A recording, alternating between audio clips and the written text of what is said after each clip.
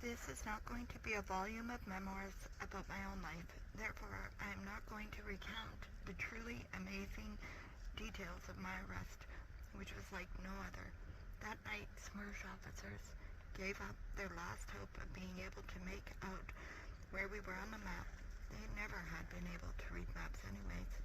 So they politely handed the map to me and asked me to tell the driver how to proceed to the counterintelligence at Army headquarters. I therefore led them and myself to that prison, and in gratitude they immediately put me not in an ordinary cell, but in a punishment cell. And I really must describe that closet in a German peasant house which served as a temporary punishment cell. It was the length of one human body wide, enough for 3 to lie packed tightly, 4 in a pinch. As it happened, I was the 4th, shoved in after midnight. The 3 lying there blinked sheepishly at me in the light of the smoky kerosene lanterns and moved over, giving me enough space to lie on my side, half between them, half on top of them, until gradually, by sheer weight, I could edge my way in. And so the 4 overcoats lay on the crushed straw-covered floor, with 8 boots pointing at the door. They slept and I burned. The more self-assured I had been as a captain half a day before, the more painful it was to crowd onto the floor of that closet. Once or twice, the other fellows woke up numb on one side, and we all turned over at the same time. Toward morning, they awoke, yawned, grunted, pulled up their legs, moved into various corners, and our acquaintance began. "What are you in for?" But a troubled little breeze of caution had already breathed on me the poisoned roof of SMERSH, and I pretended to be surprised. "No idea. Do the bastards tell you?" However, my cellmates, tankmen in soft black helmets, hid nothing. They were 3 honest, open-hearted soldiers, people of a kind I had become attached to during the war years, because I myself was more complex and worse. All 3 had been officers. Their shoulder boards also had been viciously torn off, and in some places the cotton batting stuck out. On their stained field shirts, light patches indicated where decorations had been removed, and there were dark and red scars on their faces and arms, the results of wounds and burns. Their tank unit had, unfortunately, arrived for repairs in the village where the SMERSH counterintelligence headquarters of the 48th Army was located. Still damp from the battle on the day before, yesterday they had gotten drunk, and on the outskirts of the village broke into a bath where they had noticed 2 raunchy broads going to bathe.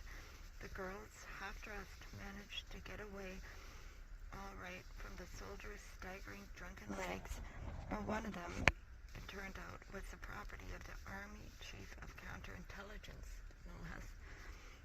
Yes, for 3 weeks the war had been going on inside Germany, and all of us knew very well that if the girls were German, they could be raped and then shot. This was almost a combat distinction. Had they been Polish girls or our own displaced Russian girls, they could have been chased naked around the garden and slapped on the behind. An amusement, no more. But just because this one was the campaign wife of the Chief of Counterintelligence, right off some deep-in-the-rear sergeant had viciously torn from 3 frontline soldiers the shoulder boards awarded to them by the front headquarters, and had taken off the decorations conferred upon them by the Presidium of the Supreme Soviet.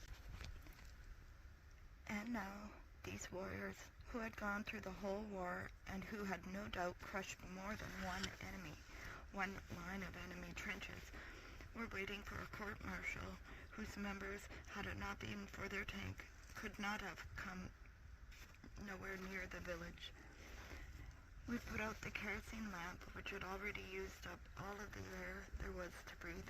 A Judas hole the size of a postage stamp had been cut in the door, and through it came indirect light from the corridor.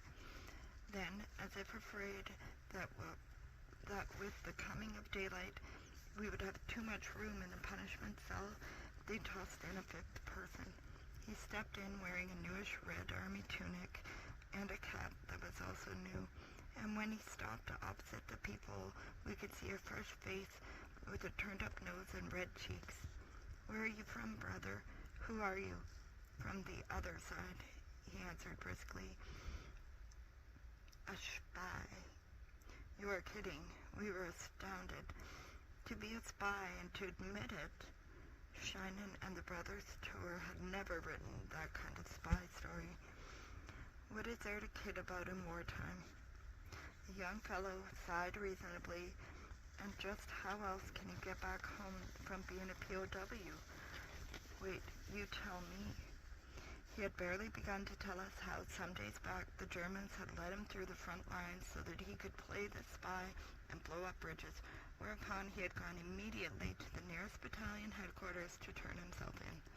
But the weary, sleep-starved battalion commander hadn't believed his story about being a spy and had sent him off to the nurse to get a pill. And at that moment, new impressions burst upon us. "Out for toilet call, hands behind your backs," hollered a Master Sergeant Hardhead as the door sprang open. He was just built for swinging the tail on a 122mm cannon. A circle of machine gunners had been strung around the peasant courtyard, guarding the path which was pointed out to us and which went behind the barn. I was bursting with indignation that some ignoramus of a master sergeant dared to give us orders to us officers. "Hands behind your backs," but the tank officers put their hands behind them, and I followed suit. Back of the barn there was a small square area in which the snow had been trampled down but not yet melted. It was soiled all over with human feces, densely scattered over the whole square, that it was so difficult to find a spot to place one's 2 feet and squat. However, we spread ourselves about, and the 5 of us did squat down. 2 machine gunners grimly pointed their machine pistols at us as we squatted, and before a minute had passed, the master sergeant briskly urged us on. "Come on, hurry up, hurry it up. With us they do it quickly." Not far from me squatted one of the tankmen, a native of Rostov, a tall, melancholy senior lieutenant. His face was blackened by a thin film of metallic dust or smoke, but the big red scar stretching across his cheek stood out nonetheless. "What do you mean, with us?" he asked quietly, indicating no intention of hurrying back to the punishment cell that still stank of kerosene. In Smersh counterintelligence, the master sergeant shot back proudly and more resonantly than was called for. The counterintelligence men used to love that tastelessly concocted word, Smersh, manufactured from the initial syllables of the words for death to spies. They felt it intimidated people. "And with us, they do it slowly," replied the senior lieutenant thoughtfully. His helmet was pulled back, uncovering his still untrimmed hair. His oaken, battle-hardened rear end was lifted up towards the pleasant, coolish breeze. "Where do you mean, with us?" The master sergeant barked at him more loudly than he needed to. "In the Red Army," the senior lieutenant replied very quietly from his heels, measuring with his look the cannon tailor that never was. Such were my first gulps of prison air. Next time we'll do chapter 2. Thank you for coming back.